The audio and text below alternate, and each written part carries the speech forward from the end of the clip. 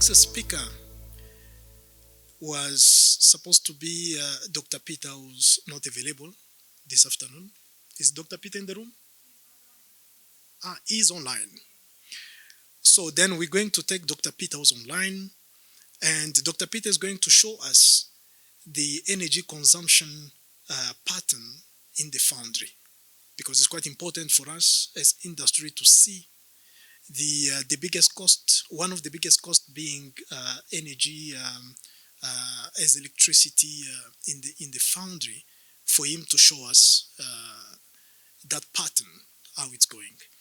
I think I will now leave it up to our technicians to put us through Dr. Peter.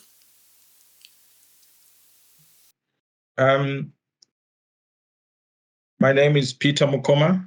I'm a principal researcher based at the CSR Energy Center. I'm the lead researcher of the NFTN Energy Project. In this presentation, I will share with you some information coming from the project. It is still ongoing. So among other activities that we are supposed to carry out, we'll be looking and reviewing energy consumption patterns of the sector and opportunities for improvement.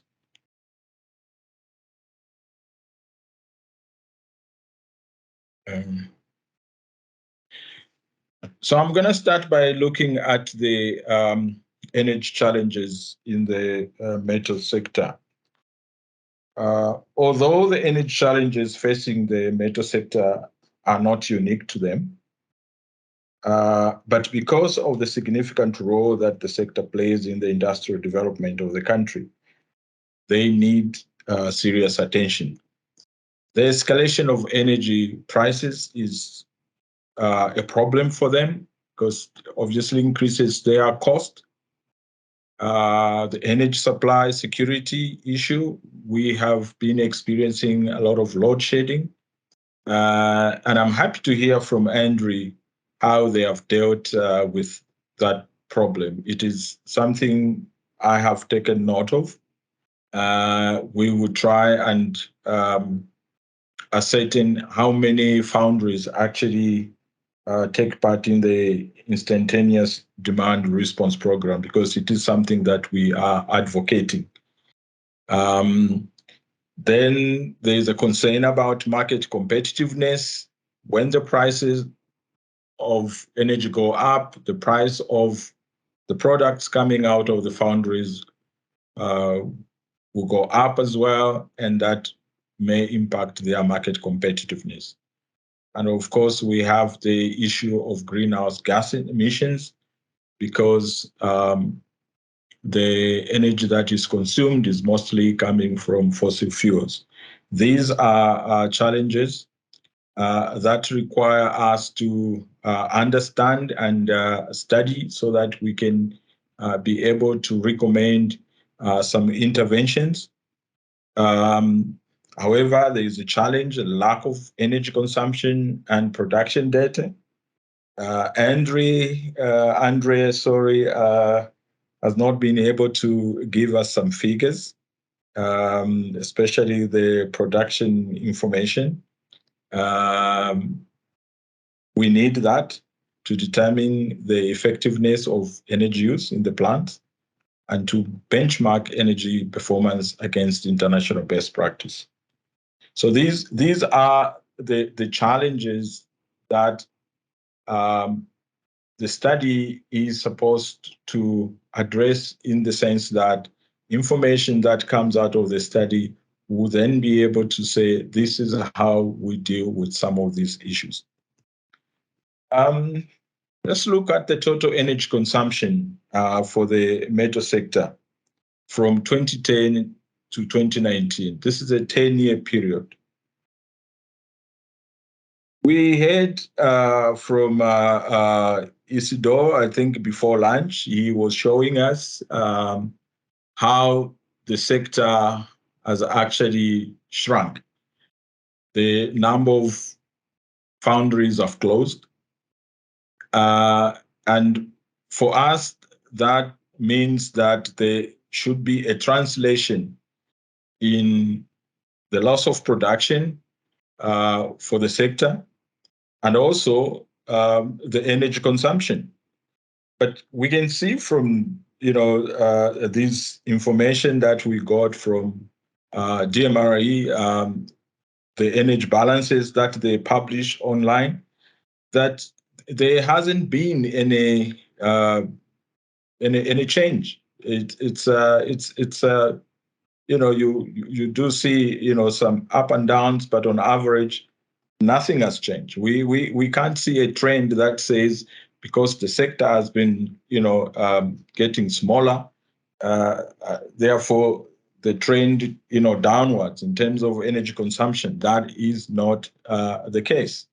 That for me is a challenge.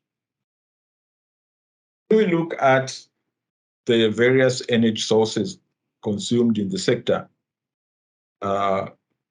electricity seems to have been going down a bit, an increase in gas consumption, which is good, but coal is still dominant.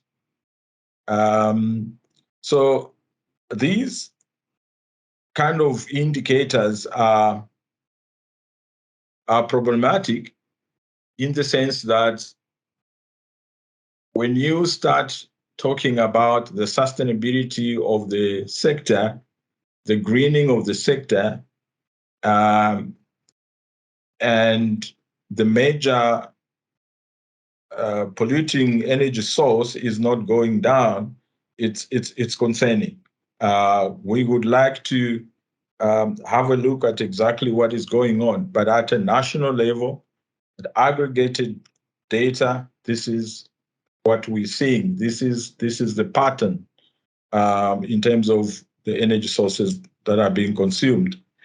When we looked at the latest information, the energy balances that are published, 2019, that's the latest information we have. Coal is dominant. Electricity second, and gas third. We would be expecting a trend where gas, is somehow overtaking coal, and electricity obviously increasing because we're seeing a lot of electrification, but that's not the case.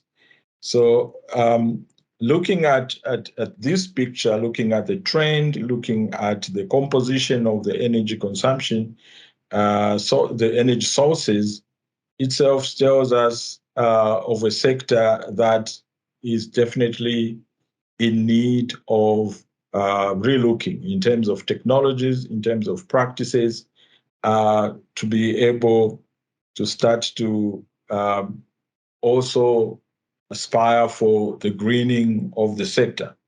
We are not sure about, I do have my colleague, dealing with environment issues. She's going to talk about some of these issues. But simply from the energy consumption point of view, we can see that there is definitely a challenge there. When we look at the drivers of energy consumption, the type of metal processed does impact on the amount of energy, because all of them have got, different melting points. Production volumes, how much in terms of raw materials are you putting into your furnace, and how much is coming out. That is important information to see how effective energy consumption is, the processing technology used, the type of furnaces that are used, and other processes, furnace operating and idle times, auxiliary energy system, partial load operation. These are fans. We heard from the previous speaker how some of these loads were, some of these equipment were still on when there was no production. I mean, these kind of things do happen. You want to know how they are contributing to the overall energy consumption. And then you want to look at the slag or dross volumes, the levels of scrap and frequency of remelts, spills, splashes, and excess metal. All this kind of information is required for us to be able to understand what is driving the energy consumption in a particular plant. So we have to go and get this information. The study itself says we must be able to get in touch with the foundries and get the information. The survey that we are conducting is still ongoing. However, previously we had a status quo study that did manage to get some energy-related data. And so what we got was that most of the companies couldn't give us energy consumption or billing information for between 12 and 36 months.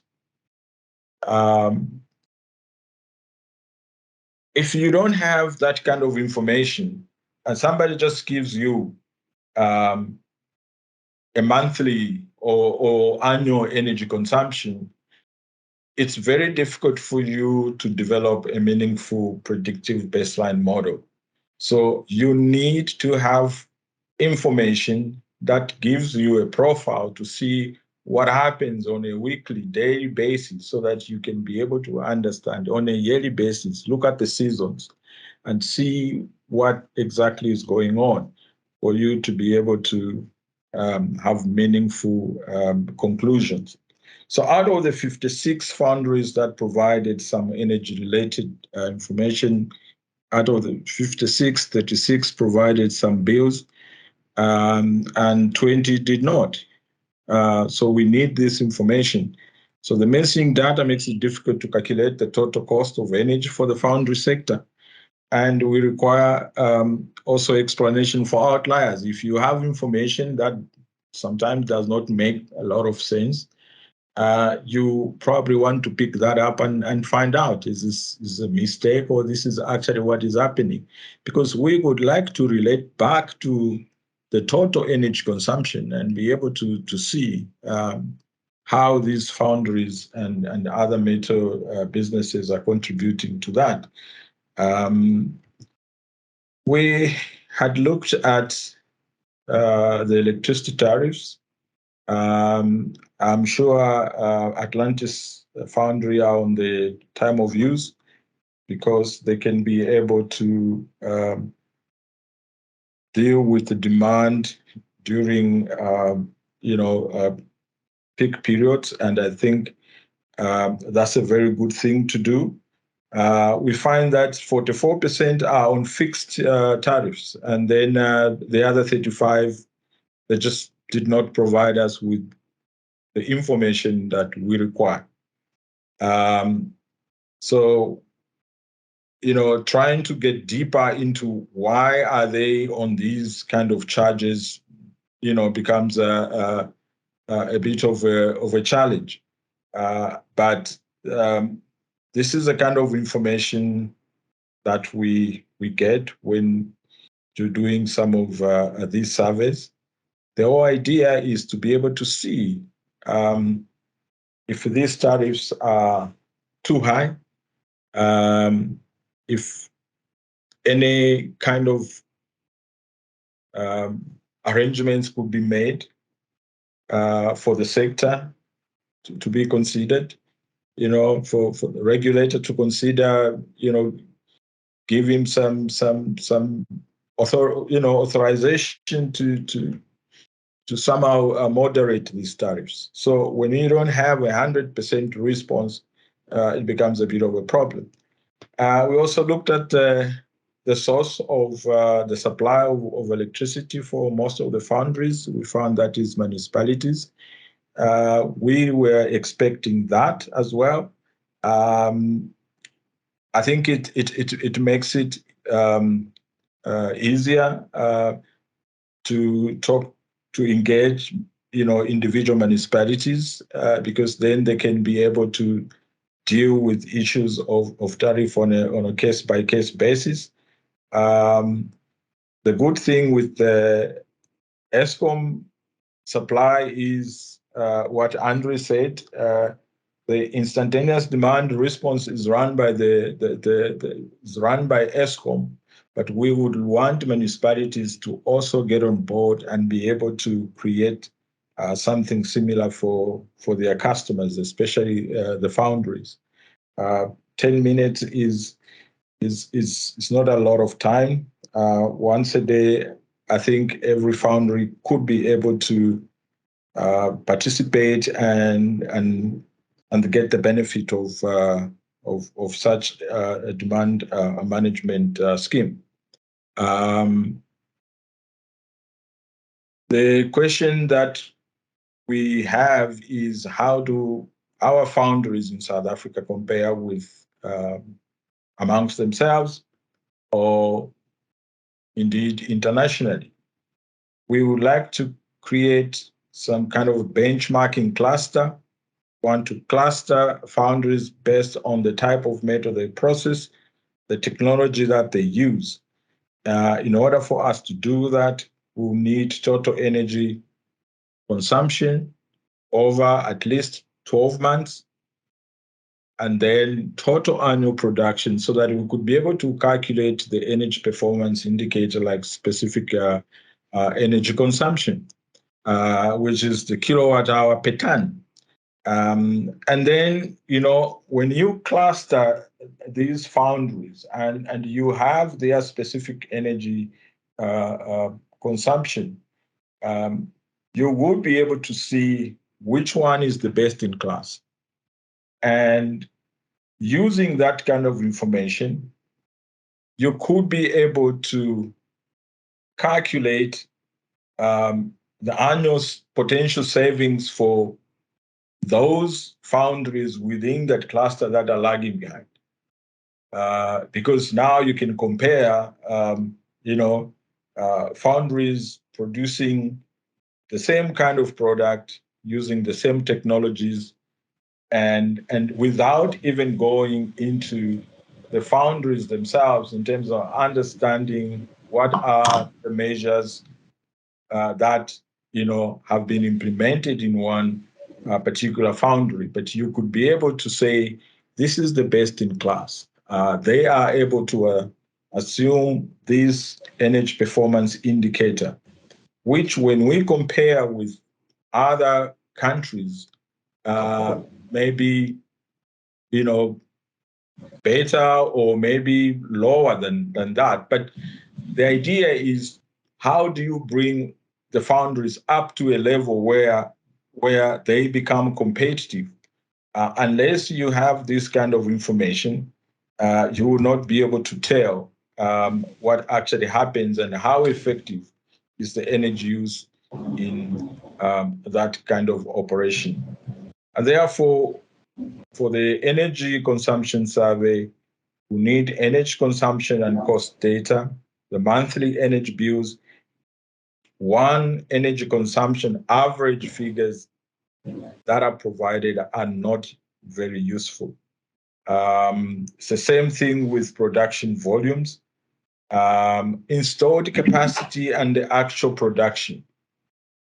We want to know, are you producing at 50% or 60%, or what kind of capacity are you working with?